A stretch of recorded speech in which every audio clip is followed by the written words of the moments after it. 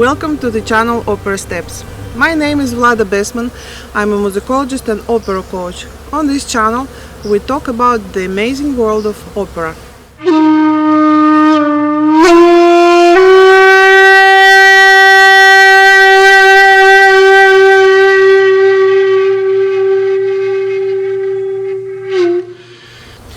The Japanese studied and researched Western opera, then tried to imitate it, and eventually began to bring something of their own, create original works. As a result, today Japan probably produces more operas than any other Western country. Let's learn a little about the path of opera in Japan. If we talk about Japanese music in general, then it includes a large number of genres ranging from traditional and peculiar only to Japan itself to many other genres of modern music, around which an original atmosphere is often built, unlike in other countries. For example, the Japanese music market in 2008 was the second largest in the world after the United States. The term music, ongaku, consists of two characters: sound, hi, and comfort entertainment, gaku. The terms used to refer to Japanese music in Japan itself are the terms hogaku, music of the native country, wagaku, Japanese music, or kokogaku. Japanese music is also known for singing wells and singing bowls, or known to professional musicians for the fact that traditional Japanese music is based on human breath intervals rather than mathematical counting. Musical culture in Japan has existed since ancient times, but ancient Japanese music, knowledge of which is based on archaeological evidence as well as on written references in Chinese chronicles, was rather monotonous. In the year 701 AC, according to the Taiho Code, a special government agency was created that was responsible for the music of the imperial court. The study of foreign, primarily Chinese, music began, as well as folk music, which already existed at the time. Foreign music was brought into line with the norms of the Japanese worldview and aesthetics. As a result, Japanese music began to be performed at various palace events. European music had a huge impact on the development of musical art in Japan, especially after the Meiji Revolution. Since 1872, in Japanese schools began teaching singing in the European manner. And in 1887, the Tokyo School of Music was opened, where American and European educators taught. Raphael von Kober, a lecturer in philosophy at the University of Tokyo, played a prominent role in promoting European music in Japan. He, in particular, accompanied the piano in the production of the first European opera in Japan in 1903. The first opera staged in Japan was Orpheus and Eurydice by Gluck. It happened in 1903, but to be more precise, it was the first fully performed opera in Japan. But long before that, in the 19th century, Dutch residents in Nagasaki had already staged small comic operas on the island of Dejima. At that time, visiting foreigners monopolized opera performances, and for a long time, non-Japanese troupes were formed. For example, amateur artists already living in Japan and a few visiting professional singers staged operas in theaters in the port of city of Yokohama. These were mostly popular operettas, but even if the artists performed real operas, they showed them only in parts. If we take this into account, then the first opera in Japan was Charles Gounod's Faust, staged in 1894 by foreign diplomats and not Orpheus opera. True, they sang only one scene from the first act, but still the performance took place. In fact, even Orpheus opera, performed in 1903, was far from an ideal opera.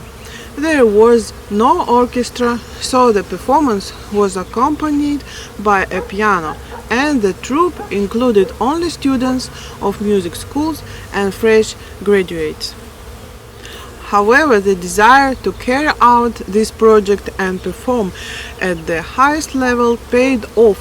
The dramatic component of the opera was so strong that it simply captivated the audience. Everyone was delighted. Initially, the audience that came to see opera performances consisted only of foreign immigrants and Japanese intellectuals who were interested in everything new Western, but at the beginning of the 20th century, opera became part of the entire cultural life of the country.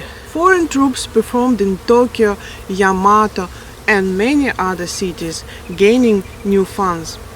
To attract the attention of the Japanese, even more foreign artists even decided to perform operas as part of traditional kabuki plays. This attempt turned out to be unsuccessful.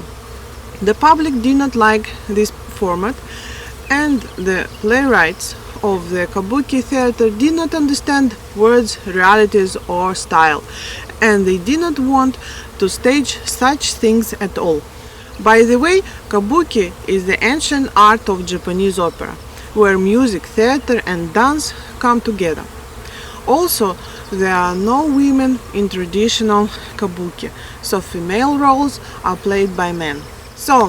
And just then the right moment came when the Japanese enthusiasts had an idea. They decided to create their own national opera in Japanese with the participation of Japanese composers. The first successful attempt was the composition of the musician Kitamura Suihara. Roe no Uta, translated into English as The Song at Rest. It was written in 1904 and became especially popular after the Russo-Japanese War of 1905.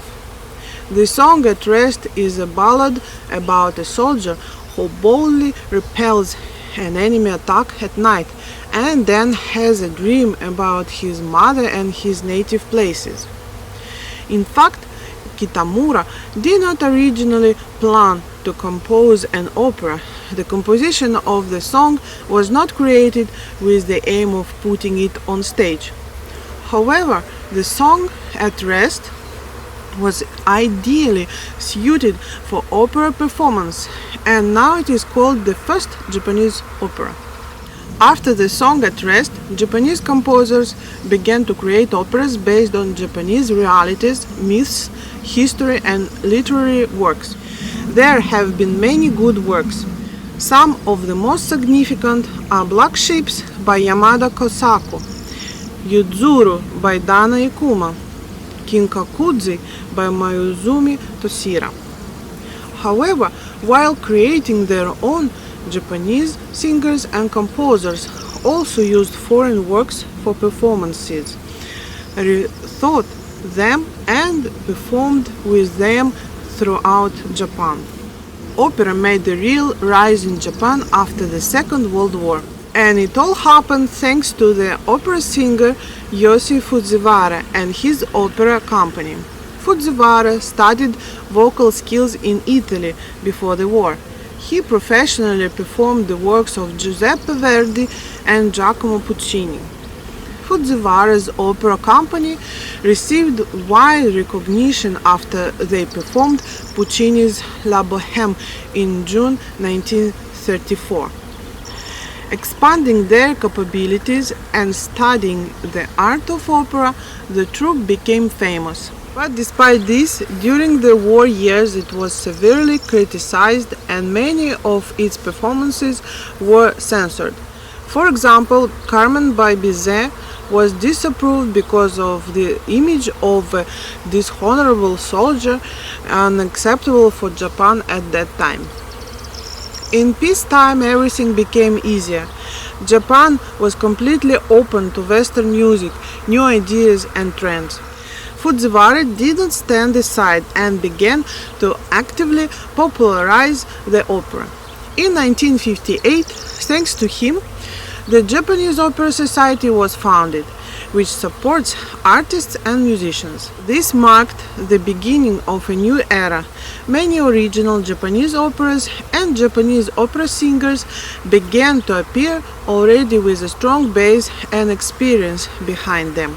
And also cooperation with foreign opera companies was actively developing. By the end of the 20th century, ambitious organizations were being created in Osaka and Tokyo aimed at developing opera in the country. They supported young talents, sent them to study abroad, organized joint performances with foreign troupes, and besides, they invited singers from America and Europe to Japan. In 1989, the Osaka College of Music established the Conservatory of Music, which trained Japanese opera singers for international careers. The opera company of the Conservatory has performed many classical European operas. Speaking of Japanese, their interpretations of the operas Yuzuru by Dane Kuma and Kinkakudzi by Mayuzumi Toshira were especially distinguished.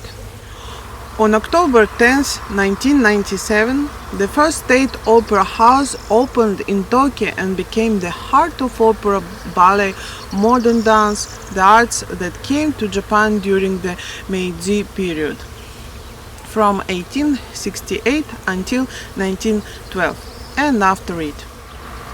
Until that time, there was not a single opera house in Tokyo, although construction had been planned since the 1960s. At the opening of the National Opera and Ballet Theatre, Dan Ikuma's opera Takeru was staged, based on the Japanese myth of the strong man Yamato Takeru. Also, many European operas were performed in the new theatre: Aida and Nabucco by Verdi, The Magic Flute by Mozart, and etc. In addition, at about the same time, opera houses appeared in other cities: in Nagoya, Kamakura, Hamamatsu, Okayama, and Hiroshima. The art of bel canto found in Japan not just a grateful audience, but a whole army of fans, and is very popular today. After the Second World War, and especially since the late 1950s, when Japan became one of the richest countries in the world, world-famous opera stars such as the great Maria Callas began to travel to the land of the rising sun. Also, many famous European theaters, such as La Scala or Covent Garden, constantly arrange tours in Japan.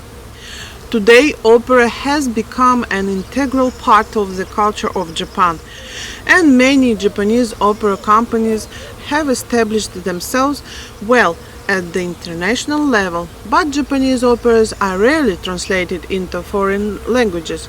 It is believed that the Japanese peculiarity is distorted during translation, and the opera does not sound the same anymore. However, this does not prevent Japanese opera troupes from going on international tours and collecting entire halls of appreciative audiences. I hope you enjoyed today's video about the history of Japanese opera. Don't forget to like and subscribe to the channel. Thank you for your attention, and see you in the next video.